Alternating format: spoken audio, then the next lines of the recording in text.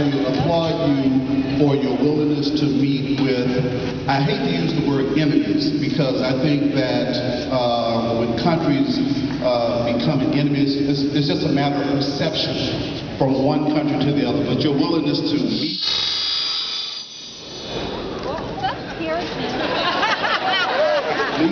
meet with those who we deem our enemies. So again, my applause. It is also nice for the first time to hear a person speak publicly, loudly, the ideas that I've had for such a long time, to believe that what I think is not wrong. Well, that's good. All right. But my question, I know there must be a question here, otherwise I'm just going to start blushing. I feel so... Well, my question to you is, I've heard you address it, and I'm concerned about the issues here domestically, but I'm also have been concerned about them abroad. You've talked about support for the motherland Africa in terms of the disease and the war. I'd like to know specifically, if you can, what particularly do you plan to do about the health concerns, the pandemic issue with HIV, AIDS there, as well as the killings that have taken place? Well, let me talk about Africa. Some of you know my father's from Kenya, and so obviously I've got a deep concern about what happens there. Here's an area where you won't hear this happen very often. I already gave Bill Clinton some credit. I'm going to give George Bush some credit. One of the things that he has not gotten enough credit for is the Bush administration has actually followed through on its commitment to funding HIV/AIDS programs in Africa. They have followed through on it, and they've actually done a pretty good job. I mean, there are some problems with some of the funding. They, say has to be devoted to abstinence-only education, and it gets wrapped up with some ideological stuff that isn't that smart. But to their credit, what they have done is they follow through on their funding. You see the CDC and other U.S. agencies working with local health agencies, and it is making a real difference in all throughout the continent of Africa. And I want to continue that and build upon some of the successes that we've seen there. The general principle of us investing in foreign aid that is well structured and accountable is one that I think a lot of times the public is skeptical of. We'll go ahead and say, we'll write a blank check for invading Iraq. And yet when you start talking about foreign aid, people go crazy. Well, why are we spending money over there? Why are we giving these folks a gift? We could be spending the money here. Well, here's the argument.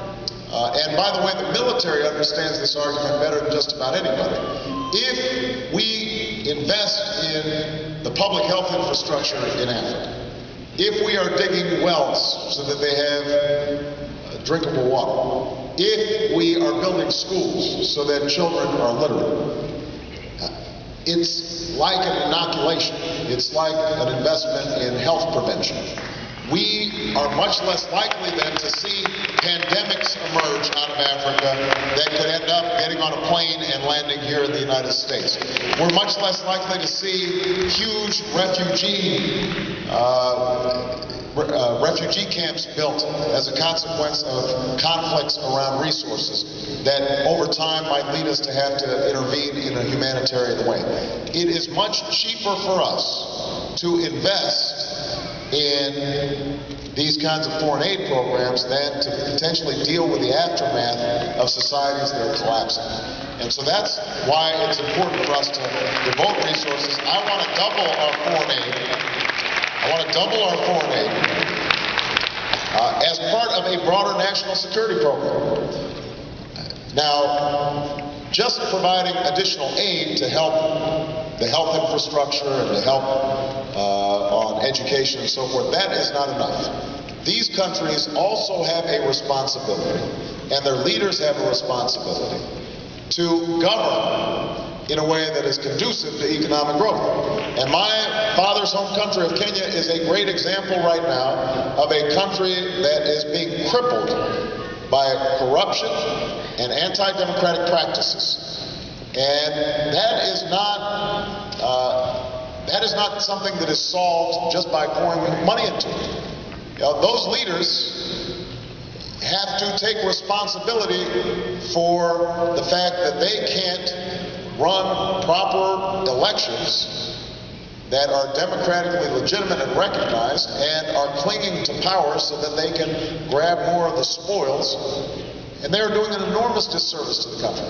And so our foreign policy has to be built on the idea of tough love. Yes, we will give foreign aid, but on the other hand, you've got to use that aid wisely. You have to initiate anti-corruption measures. The economy has to be transparent. You can't have the son or the daughter of the president having a monopoly on all cars that are going to be imported into the country, or the entire wheat market, or all the oil that comes out of there. You can't be setting up Swiss bank accounts. You have to deal with ethnic tensions in a way where minorities' rights are being legitimately recognized. Property rights have to be recognized. This is something that we have to also understand about our own economy. That's right. A lot of times we look at these other countries and we say, look, they can't manage their affairs, but part of the reason that historically we've grown as an economy is because we have rule of law and we have regulatory systems that make sure that people aren't getting cheated and consumers are being protected. That all actually enhances the marketplace. It improves capitalism. And so when you've got George Bush, now I'm getting critical on him again, when you have George Bush trying to tear down regulatory structures, when you've got very little financial oversight of the mortgage lending market, because the mortgage lenders spent $185 million lobbying to prevent such oversight. When you've got the Food and Drug Administration that is being funded by the drug companies instead of funded independently, and may not be investigating safety as effectively as they should. When you've got special interests who are writing regulations for their industries, all that corrupts and erodes confidence in the marketplace. It actually inhibits the free market. And that's something that I tend to reverse right here in this country when I'm President of the United States. All right.